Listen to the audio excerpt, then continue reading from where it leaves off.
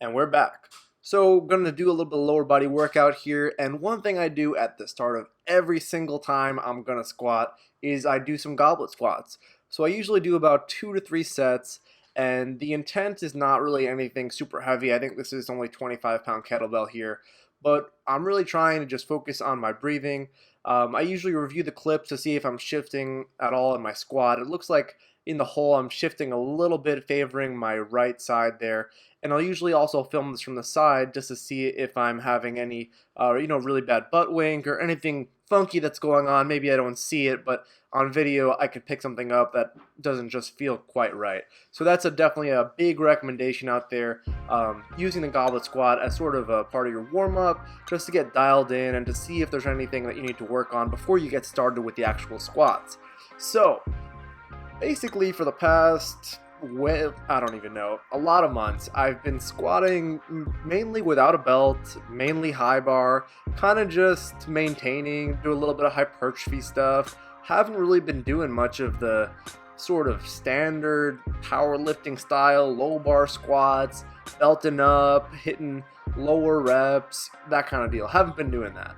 So today I decided, you know what? I want to see if I still have it. Can I still squat heavier weights? So that was just 365, that was my warm-up. The intent for the day was to sort of see if I could still handle over 400 pounds, how that would feel on my back. Because honestly, prior to this, and over here by the way, this is 385. This is like the best part of using bumper plates because it looks like I'm lifting 700 pounds because it's, fully loaded, and then when I put it back on the rack, it fell off. So anyway, I haven't lifted more than probably 335 in, I don't know, 9-10 months for squats. So this here is the 405 set, and it definitely felt pretty heavy there on my back.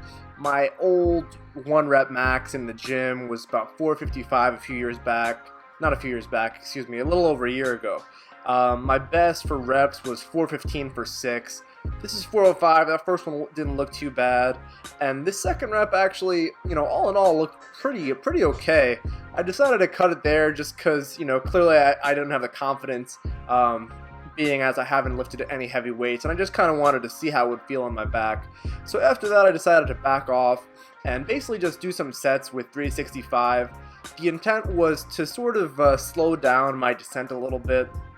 I was actually reviewing some of my old meet footage from my last powerlifting meet and some of the previous powerlifting meets I did before then, and my strategy has sort of been to drop into the hole pretty quickly, and I was concerned that was sort of backfiring when I was reviewing some of the footage and seeing that I was losing a little bit of tightness. So in these clips here, you might notice that I'm descending a little bit slower than I used to. I used to really just go crazy, drop into the hole. So I'm trying to see if I can, build up some strength with a bit more control in the descent of my squat. So I didn't really have a set number of reps I was planning on doing. I ended up cutting each set here at about 4 reps. Just because I felt like the first 2 reps were pretty solid, the third one was okay, and by the 4th rep, although the form isn't grossly off, I felt as though there were more alterations in the form than I was happy with. I'm not preparing for a meet. I don't have to hit specific numbers right now. I'm really just trying to, see how I would do handling heavier weights again. And, for that reason, it was fine, kind of just auto-regulating at that point, getting some more volume in and going from there. So I like to do high bar squats. This here obviously is beltless, only 225, and doing these for sets of 10 here. Really trying to go deep, really trying to go ass to grass. Speaking of which, if you guys are not already checking out the website, thestrengthdoc.com, I would highly recommend it because I've got 2 excellent articles on there. Excellent, I must say. I spent a lot of time on these guys.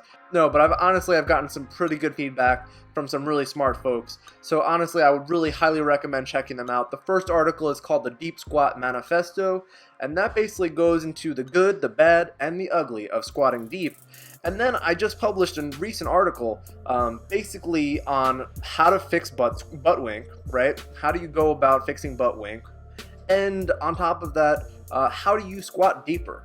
often those two are kind of interrelated. People who can't squat deep often are limited and they end up butt winking, so they can't squat deep. So I kind of, between these two articles, you're looking at maybe 4,000 to 5,000 words of high quality content that is available on the website, thestrengthdoc.com. Check that out. I used to not be able to squat deep.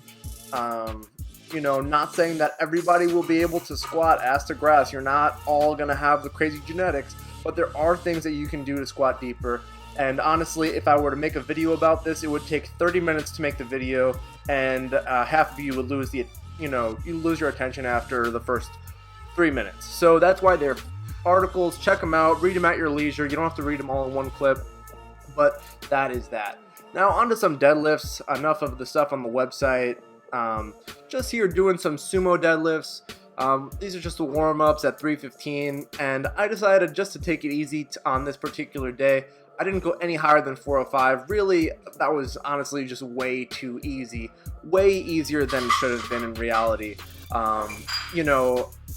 I figured because I went up a little bit heavier than I normally do on the squats that I should take it easy on the deadlift. And, you can see some of these reps. The speed on them is just a little bit too much. They're almost like speed reps for some of them. And, I probably am sort of cutting myself short in this particular workout for the deadlifts. So if you guys are actually not following me on Instagram, a few weeks back I decided to pull from a deficit with no belt, and I managed to work up to 515. So check that out on Instagram. The username is thestrengthdoc, and that was pretty epic. So I can still deadlift heavy. This workout I was just kind of pussing out, and that's all I have to say. Sometimes when you're sort of auto-regulating and you're not really following a set program, it is kind of easy to kind of miss your mark, so to speak. So this last clip here that I filmed of the sumo deadlift, I wanted to film from the side here, just so you can kind of get an idea of the setup and maybe you learn a little bit about it. So obviously this is sped up here. What you'll notice here when I'm getting into position, the upper back starts off just a bit rounded, and that's going to vary depending on how much you can open your hips and also the length of your femurs. So for me, my femurs are a little bit long and I don't have the best hip mobility, so in order for me to kind of get into that good starting position, there is a slight round in the upper back at the start of the movement. But what you'll notice is that round stays consistent and the low back stays flat throughout the entire movement. So anyway guys, that's the video. I hope you liked it. If you did, give it a like. If you're not subscribed, then hit that subscribe button. Check out the website, follow me on social media, and I'll catch you guys in the next video.